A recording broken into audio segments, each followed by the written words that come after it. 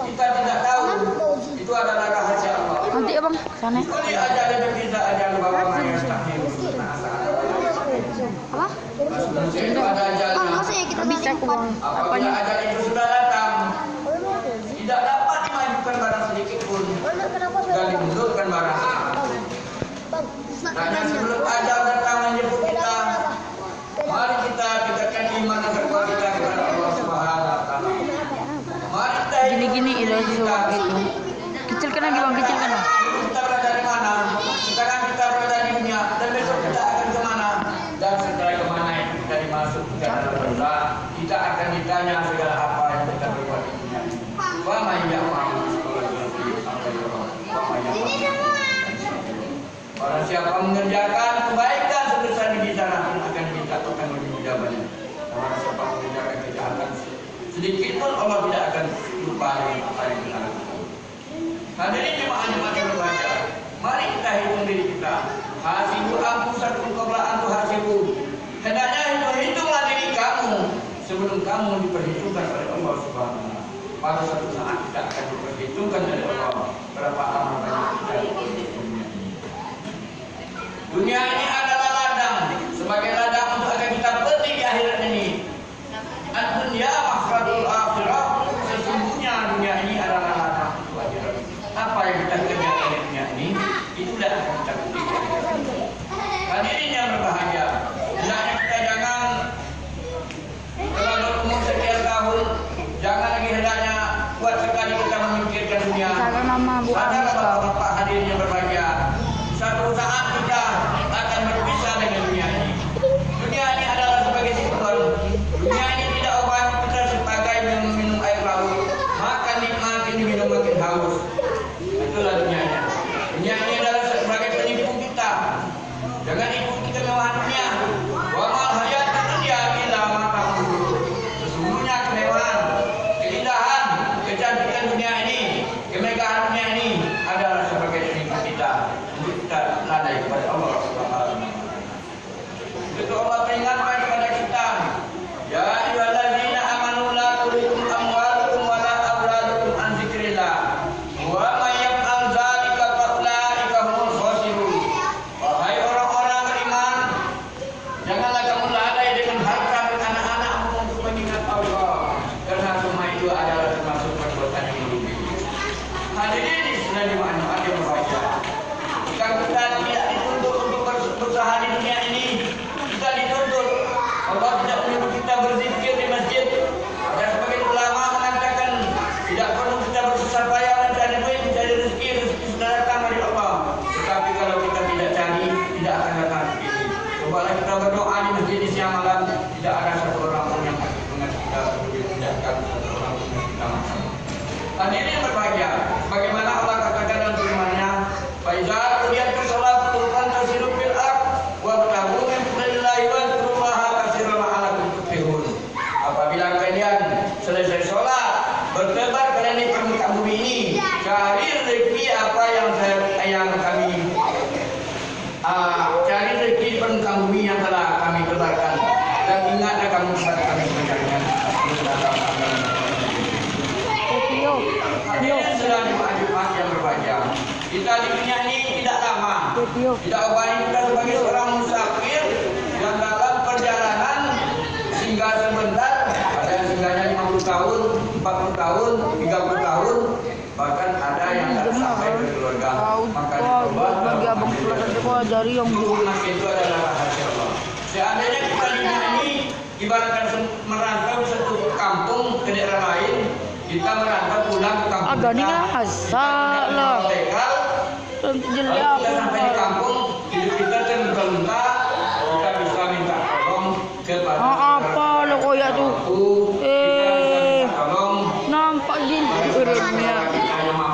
Mana kan sahabat-sahabat kayak gini bodoh. Kita atau meminjam ke kita.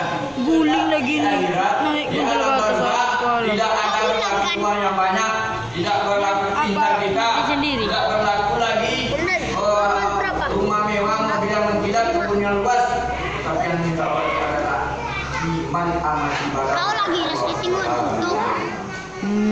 Sabar kakak. Artinya pada hari ini kami kunci mulut mereka. Ada berapa menit yang tadi? Kaki dan tangan mereka. Lima, dia aja 5 nanti mesti mati nih ya. Sini kau makannya sini.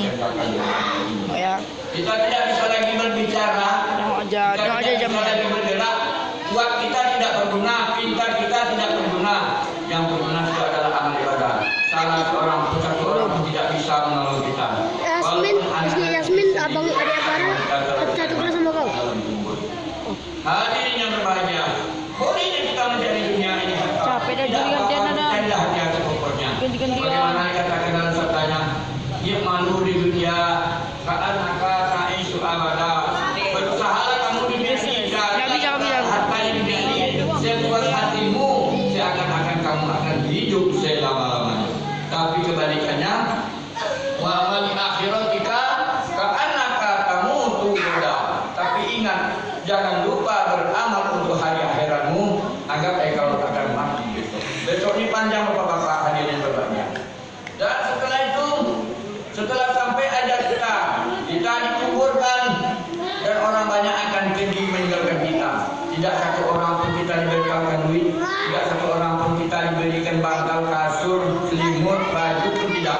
Malah orang beri orang kain yang tidak berjahit itu namanya kain kapan. 5 atau 3 lapis itu paling banyak. Anak kita tidak akan mau menemani kita dikubur. Istri kita tidak akan mau menemani kita dikubur. Harta kita tidak akan dapat kita bawa ke dalam kubur.